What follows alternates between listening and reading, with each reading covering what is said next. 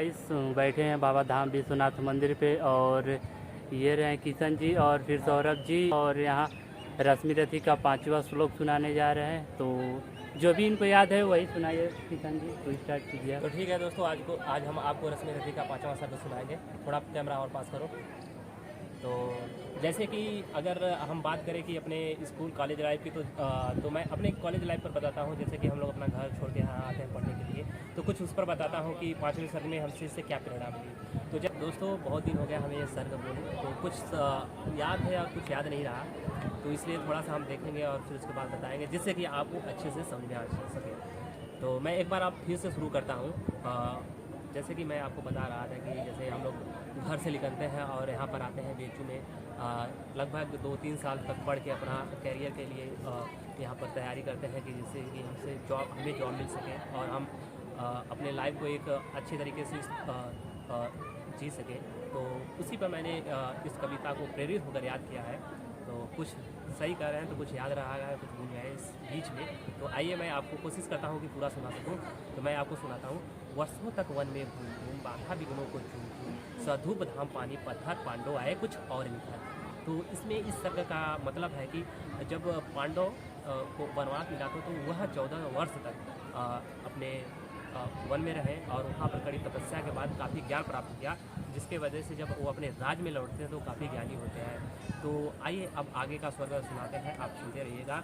मैत्री की राह बताने को, यहाँ कृष्ण से रिलेटेड है, मैं आपको बताता हूँ पहले कि जैसे कि आपको समझ आ सके। मैत्री को राह बताने को, सबको समान पर लाने को, दुर्योधन को समझाने को, भीषण विध्वंस बचाने को, भगवान हस्तिनापुर आए। तो इस सर्ग का मतलब यह है कि जो दुर्योधन था वो पूरा जैसे राज ले चुका था, छल से राज लिया था पांडवों से।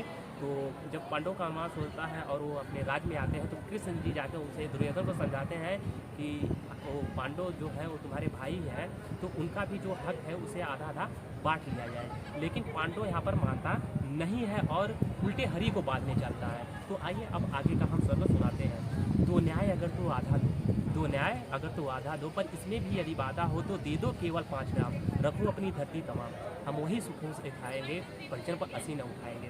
तो पांडव का कहने का मतलब यह था कि अगर दुर्योधन आप न्याय ही दे रहे हो तो आधा दे दो, अगर उतना भी नहीं दे रहे हो तो केवल 5 ग्राम दे दो, हम वही से अपना सुखी से अपना जीवन व्यापन कर लेंगे।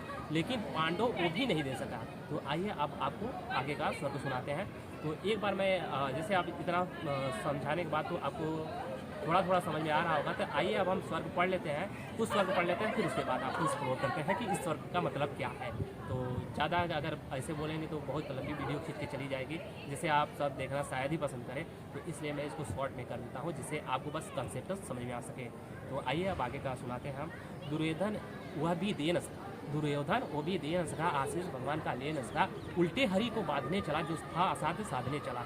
जब नाश मनुष्य पर छाता है पहले विवेक मर जाता है। तो इसमें क्या है कि जो दुर्योधन था वो मैं पहले ही बता चुका हूँ कि वो हरि को बांधने चला, कृष्ण जी को बांधने चला। तो इसमें कहने का मतलब है कि रामधारी सिंह दिनकर जी कहते हैं कि जब मनुष्य का नाश आ जाता है तो अपना विवेक भूल जाता है, उसे क्या करना रहता है वो उस बात पर अमल नहीं रह पाता है, वो कुछ अलग करने लगता है। तो आइए अब हम आगे के चलते हैं, सुनाते हैं। हरि ने भीषण हुंकार किया, हरि ने भीषण हुंकार किया, अपना स्वरूप विकराल किया, डगमग डगमग कर डोले, भगवान कुपित होकर बोले, हाँ हाँ दुर्योधन बांध मुझे, जंजीर बढ़ा के साथ मुझे।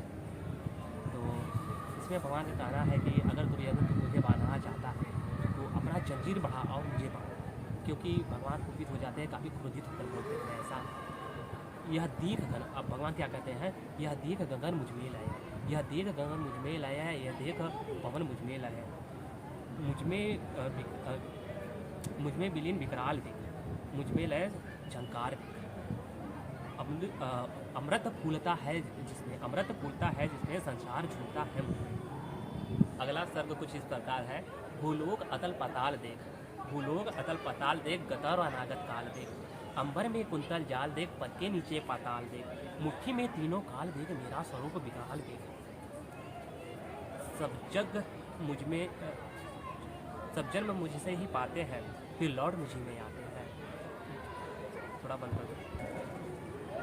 तो कृष्ण जी कहते हैं कि अगर बांधना तू चाहता है तो पहले अनंत गगन बांध, क्योंकि वैसे तो तुम मुझे बांध नहीं सकते, ये दुर्योधन के कहते हैं। क्योंकि भाई यह सब हम सभी जानते हैं कि जो कृष्ण भगवान है उनका जो छत्र छाया है पूरे वर्ल्ड में है, पूरे विश्व में है। तो इसलिए दुर्योधन को समझाते हैं कि अगर तुम बांधना मुझे चाहता है तो पूरे अनंत गगन को बांधना होगा। तो इसी बात पर अगला जो सर्ग है कुछ इस प्रकार है।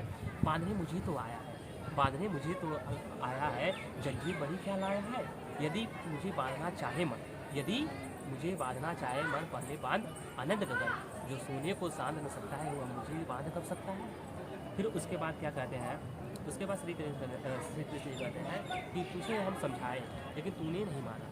तुझे हम दुर्योधन को समझाते हैं और दुर्योधन नहीं मानता है, तो कृष्ण जी उसे धमकी देते हैं, यानी कहते हैं कि अपना पक्ष रखते हैं कि अब इसके बाद भीषण रण होगा। तो आइए अब जान लेते हैं अगला हम सर्ग। तो हित वचन नहीं तूने माना, कृष्ण जी कहते हैं दुर्योधन को, हित वचन नहीं तूने माना, मैत्री का मूल न पहचाना। तू ले अब मैं जाता हूँ, अंतिम सकल सुनाता हूँ। याचना नहीं अब रण होगा, जीवन जया की मरण होगा। टूटेंगे नक्षत्र निकल, टूटेंगे नक्षत्र निकल, टकराएंगे ऊपर वही प्रकार। फरशेष नाग का डोलेगा, विकराल काल मुँह खोलेगा। आखिर तू दुर्साही होगा, हिंसा का पर्दाई होगा। भाई से भाई लड़े, भाई पर भाई टूटेंगे, विकराल काल मुँह देखेंगे।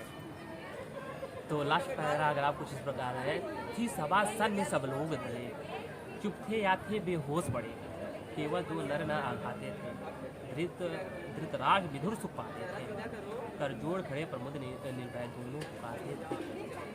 तो इसमें श्री कृष्ण जी का कहना है कि जब भयभीत होकर दुर्योधन आता है तो वह कृष्ण जी के सामने हाथ जोड़कर बोलता है कि जैसे कि हमसे क्या है कि बहुत बड़ी गलती हो गई, भूल हो गई।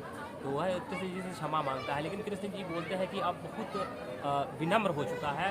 अब तुम जैसे तुमने क्या है कि युद्ध के लिए ललकारा है, तो अब यह युद्ध होकर ही रहेगा। या तो पांडव जीतेंगे या तो दुर्योधन तुम जीतोगे, और जो जीतेगा उसका ये पूरा पृथ्वी होगा।